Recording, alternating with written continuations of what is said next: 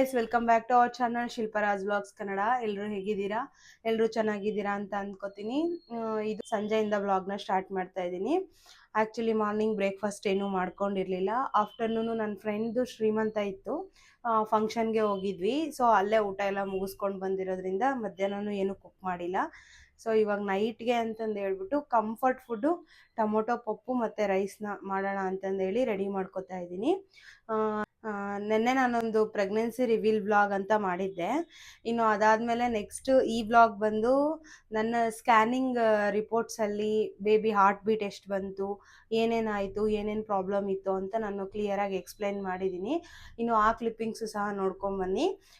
ಇದು ಚಿಕ್ಕದಾಗಿ ಕ್ಲಿಪ್ಸಿಂಗ್ಸ್ ಆ್ಯಡ್ ಮಾಡ್ತೀನಿ, ನೋಡ್ಕೊಂಡು ಬನ್ನಿ. ಆಮೇಲೆ ರಿಪೋರ್ಟ್ಸ್ ಬಗ್ಗೆ ನಾನು ಎಕ್ಸ್ಪ್ಲೈನ್ ಮಾಡ್ತೀನಿ, ಓಕೆನಾ?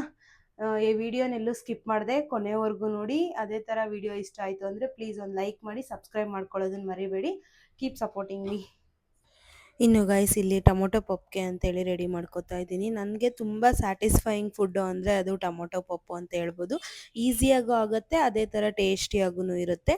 ಇನ್ನು ಫಸ್ಟು ಕಾಫಿ ಕಪ್ಪಲ್ಲಿ 1.5 ಕಪ್ ಆಗೋವಷ್ಟು ಬೇಳೆನ ತೊಗೊಂಡು ಕ್ಲೀನಾಗಿ ವಾಶ್ ಮಾಡಿಕೊಂಡು ಅದನ್ನು ನೀರಲ್ಲಿ ಸ್ವಲ್ಪ ಹೊತ್ತು ನೆನೆಸಿ ಸೈಡಿಗೆ ಎತ್ತಿಟ್ಕೊಂಡಿದ್ದೀನಿ.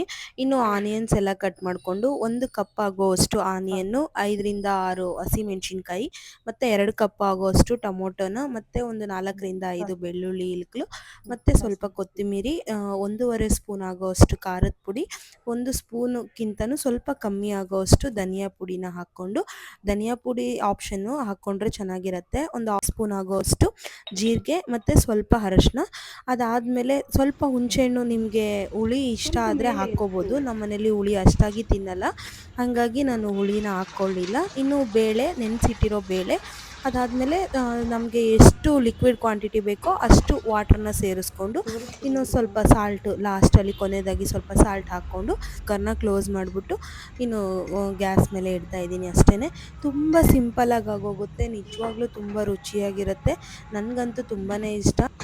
ಹಾಗೆ ಇನ್ನೊಂದು ಕಡೆನೂ ಸ್ಟವ್ ಖಾಲಿ ಇದೆ ಅಲ್ವಾ ಅಂತಂದೇಳಿ ಒಂದು ಕಡೆ ಪಪ್ಗೆ ಇಟ್ಕೊಂಡು ಇನ್ನೊಂದು ಕಡೆ ರೈಸ್ಗೆ ಅಕ್ಕಿನ ವಾಶ್ ಮಾಡ್ತಾ ಇದ್ದೀನಿ.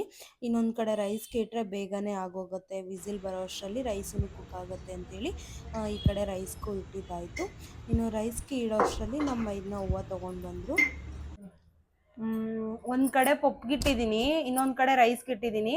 ಅದಾಗೋ ಅಷ್ಟರಲ್ಲಿ ನಾಳೆ ಸೋಮವಾರ ಆಗಿರೋದ್ರಿಂದ ನಮ್ಮ ಅತ್ತೆ ಹೂವು ಕೊಟ್ಟಿದ್ದಾರೆ, ಹೂವು ಕಟ್ಟೋದಕ್ಕೆ. ಇನ್ನು ಈ ಪೂಜೆಗೆ ಹೂವು ಬೇಕು ನಾಳೆ, ಹಂಗಾಗಿ ಕಳ್ಸೋಕ್ಕೆ ಅಂತೇಳಿ ಹೂವು ಕಟ್ತಾ ಇದ್ದೀನಿ. ಇನ್ನು ಹೂವು ಕಟ್ಟೋದೆಲ್ಲ ಮುಗಿಸ್ಕೊಂಡ್ಮೇಲೆ ನಿಮಗೆ ರಿಪೋರ್ಟ್ಸ್ ಬಗ್ಗೆ ಎಕ್ಸ್ಪ್ಲೇನ್ ಮಾಡ್ತೀನಿ. ಇನ್ನು ಅಷ್ಟರಲ್ಲಿ ಹೂವನ್ನು ಕಟ್ಟಿ ಮುಗಿಸ್ಬಿಡೋಣ ಬನ್ನಿ. ಇಷ್ಟು ಹೂವಾಗಿದೆ ಗೈಸ್. ಇನ್ನು ಹೂವು ಕಟ್ಟೋದನ್ನು ಎಲ್ಲನೂ ಮುಗೀತು. ಹೂವು ಕಟ್ಟೋದು ಮುಗಿಸ್ಕೊಂಡ್ಮೇಲೆ ಮತ್ತೆ ವಿಸಿಲ್ ಬಂದಿತ್ತಲ್ಲ, ಆಫ್ ಮಾಡಿದ್ದನ್ನು ಬಂದು ಕುಕ್ಕರ್ ಓಪನ್ ಮಾಡಿ ನೋಡಿದೆ, ಎಲ್ಲನೂ ಚೆನ್ನಾಗಿ ಬೆಂದ್ಕೊಂಡಿತ್ತು.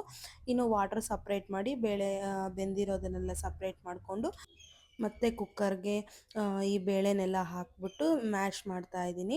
ನನಗೆ ಮ್ಯಾಶ್ ಮಾಡೋದೇ ಇಷ್ಟ. ಕುಕ್ಕರ್ಗೆ ಇದು ಮಿಕ್ಸಿಗೆಲ್ಲ ಹಾಕ್ತಾರೆ ಕೆಲವರು, ಅಷ್ಟು ಟೇಸ್ಟ್ ಅಂತ ಅನಿಸಲ್ಲ. ಸೊ ಕೈಯಲ್ಲೇ ಎಲ್ಲ ಮ್ಯಾಶ್ ಮಾಡಿಬಿಟ್ಟು ಇನ್ನು ಒಗ್ಗರಣೆ ಕೊಟ್ಕೋತಾ ಇದ್ದೀನಿ. ನಾರ್ಮಲಾಗಿ ಏನೇನು ಒಗ್ಗರಣೆಗೆ ಹಾಕ್ತಾರೋ ಅದನ್ನೇ ಹಾಕಿದ್ದೀನಿ. ಜೀರಿಗೆ, ಸಾಸಿವೆ, ಒಣಮೆಣ್ಸಿನ್ಕಾಯಿ ಮತ್ತು ಆನಿಯನ್ಸು, ಈ ಥರ ಕರಿಬೇವು ಎಲ್ಲ ಹಾಕ್ಬಿಟ್ಟು ಒಗ್ಗರಣೆ ಕೊಟ್ಕೊಂಡು ಅದಾದಮೇಲೆ ಸ್ವಲ್ಪ ಹೊತ್ತು ಗ್ಯಾಸ್ ಮೇಲೆ ಅದೇ ಥರ ಇಡ್ತಾಯಿದ್ದೀನಿ. ಸ್ವಲ್ಪ ಬಿಸಿ ಇರಲಿ, ಸ್ವಲ್ಪ ಟೇಸ್ಟಾಗಿ ಬರುತ್ತೆ ಅಂತಂದೇಳಿ. ಇನ್ನು ಇದೂ ಆಗೋಷ್ಟರಲ್ಲಿ ರೈಸೂ ಆಗಿತ್ತು. ನಮ್ಮ ಅತ್ತೆಗೂ ಮತ್ತು ಮೈದನಿಗೂ ಕೆಳಗಡೆ ರೈಸ್ ಕೊಟ್ಟು ಕಳಿಸಿದ್ದೆ. ಅವ್ರಿಗೆ ಸಾಂಬಾರೇನು ಬೇಡ ಅಂತ ಹೇಳಿದರು. ಇನ್ನು ಹಂಗಾಗಿ ಇಲ್ಲಿ ಊಟ ಎಲ್ಲ ಮುಗಿಸ್ಕೊಳ್ಳೋಣ ಫಸ್ಟು. ಆಲ್ರೆಡಿ 9 ಆಗಿತ್ತು. ಇನ್ನು ಊಟ ಎಲ್ಲ ಮುಗಿಸ್ಕೊಂಡ್ಮೇಲೆ ವಿಡಿಯೋ ಕಂಟಿನ್ಯೂ ಮಾಡೋಣ ಅಂತಂದೇಳಿ ಇಲ್ಲಿ ನಮ್ಮ ಹಸ್ಬೆಂಡ್ಗೆ ರೈಸು ಮತ್ತು ಅನ್ನನ ಹಾಕ್ಕೊಡ್ತಾ ಇದ್ದೀನಿ. ಈಗ ನಮ್ಮ ಮನೇಲಿ ತಿಂದು ಟೇಸ್ಟ್ ಹೆಂಗಿದೆ ಅಂತ ಹೇಳ್ತಾರೆ.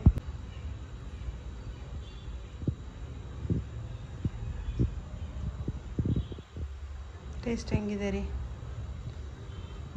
ಉಪ್ಪು ಖಾರ ಎಲ್ಲ ಸರಿ ಹೋಗಿದೆಯಾ? ಇನ್ನು ಕೊನೆಯದಾಗಿ ಊಟ ಎಲ್ಲ ಮುಗಿಸ್ಕೊಂಡ್ಮೇಲೆ ಮತ್ತೆ ವ್ಲಾಗ್ನ ಕಂಟಿನ್ಯೂ ಮಾಡ್ತಾ ಇದ್ದೀನಿ. ಮುಂಚೆ ವ್ಲಾಗಲ್ಲಿ ಹೇಳ್ದಾಗೆ ಇವಾಗ ನಾನು ರಿಪೋರ್ಟ್ಸ್ನ ನಿಮಗೆ ಎಕ್ಸ್ಪ್ಲೈನ್ ಮಾಡ್ತಿದ್ದೀನಿ. ರಿಪೋರ್ಟ್ಸಲ್ಲಿ ಏನಂದರೆ, ಫಸ್ಟ್ ನಾವು ಸ್ಕ್ಯಾನಿಂಗ್ ಹೋದಾಗ ನಮಗೆ ಬೇಬಿ ಹಾರ್ಟ್ ಬೀಟ್ ಬಂದು 141. ಸೊ ಹಾರ್ಟ್ ಬೀಟ್ ಏನೋ ಚೆನ್ನಾಗೇ ಬಂತು, ನಾರ್ಮಲ್ಲು 141 ಬಂತು ಹಾರ್ಟ್ ಬೀಟ್. ಅದಾದ್ಮೇಲೆ ನನಗೆ ಪ್ರಾಬ್ಲಮ್ ಅಂತ ಹೇಳಿದೆ ನೋಡಿ, ಅದು ಏನು ಅಂದರೆ ಯೂಟ್ರಸ್ ಕೆಳಗಡೆ ಅಂದರೆ ಬೇಬಿಗೇನು ಟಚ್ ಇಲ್ಲ ಅಂತೆ, ಸೊ ಯೂಟ್ರಸ್ ಕೆಳಗಡೆ ಸ್ವಲ್ಪ ಬ್ಲೀಡಿಂಗ್ ಕಾಣಿಸ್ಕೊತಾ ಇದೆ. ನಿಮ್ಗೇನಾದರೂ ಮೈನರ್ ಆಗಿ ಇಲ್ಲ ಮೇಜರ್ ಆಗಿ ಬ್ಲೀಡಿಂಗ್ ಏನಾದರೂ ಆಗಿತ್ತಾ ಕನ್ಸೀವ್ ಆದಮೇಲೆ ಅಂತ ಎಲ್ಲ ಕೇಳಿದ್ರು. ಇಲ್ಲ, ನನಗೆ ಆ ಥರ ಏನೂ ಆಗೇ ಇಲ್ಲ. ಬಟ್ ಯೂಟ್ರಸ್ ಕೆಳಗಡೆ ಸ್ವಲ್ಪ ಬ್ಲೀಡಿಂಗ್ ಕಾಣಿಸ್ಕೊತಾ ಇದೆ, ಅದೇನು ದೊಡ್ಡ ಮೇಜರ್ ಪ್ರಾಬ್ಲಮ್ ಅಲ್ಲ. ಮೆಡಿಸಿನ್ ಕೊಡೋಣ, ಮೆಡಿಸಿನ್ ಡೋಸ್ ಸ್ವಲ್ಪ ಇನ್ಕ್ರೀಸ್ ಮಾಡಿದ್ರೆ ಅದಾದಮೇಲೆ ಮೆಡಿಸಿನ್ನು ತೊಗೊಂಡ್ಮೇಲೆ ಕ್ಲಿಯರ್ ಆಗುತ್ತೆ ಆಲ್ಮೋಸ್ಟು. ತುಂಬ ಜನಕ್ಕೆ ಈ ಥರ ಇರುತ್ತೆ, ಬಟ್ ಕ್ಲಿಯರ್ ಆಗುತ್ತೆ, ಏನು ಟೆನ್ಷನ್ ತೊಗೋಬೇಡಿ ಅಂತ ನಮಗೆ ಸ್ಕ್ಯಾನಿಂಗ್ ಅವ್ರು ಹೇಳಿದರು. ನೋಡಿ, ಇದು ನನಗೆ ಈ ಥರ ಬಂದಿತ್ತು ರಿಪೋರ್ಟ್ಸಲ್ಲಿ, ಬ್ಲೀಡಿಂಗ್ ಸ್ವಲ್ಪ ಇದೆ ಅಂತಂದು ಹೇಳಿ.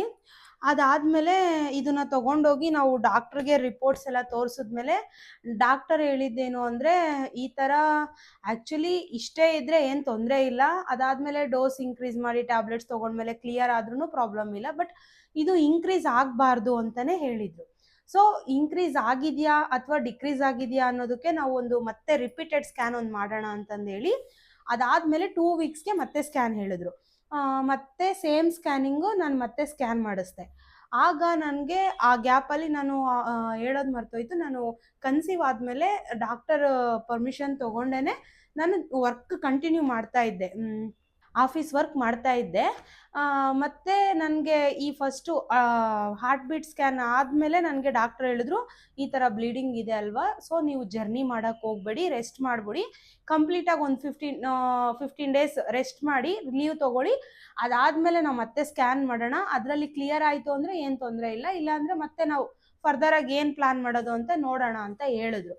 ಓಕೆ ಅಂತಂದೇಳಿ ಮತ್ತೆ ನಾನು ಕಂಟಿನ್ಯೂ ಮಾಡಿದೆ, ಲೀವ್ ತೊಗೊಂಡೆ, ರೆಸ್ಟಲ್ಲಿದ್ದೆ ಪೂರ್ತಿ. ಅದಾದಮೇಲೆ ನಾನು ಮತ್ತೆ 2 ವೀಕ್ಸ್ ಆದಮೇಲೆ ಮತ್ತೆ ಸ್ಕ್ಯಾನ್ಗೆ ಹೋದೆ. ಮತ್ತೆ ಸ್ಕ್ಯಾನ್ಗೆ ಹೋದಾಗ ಬೇಬಿ ಹಾರ್ಟ್ ಬೀಟ್ ಎಲ್ಲ ತುಂಬ ಚೆನ್ನಾಗಿ ಬಂದಿತ್ತು, ಬೇಬಿ ಗ್ರೋತ್ ಎಲ್ಲ ಚೆನ್ನಾಗಿತ್ತು.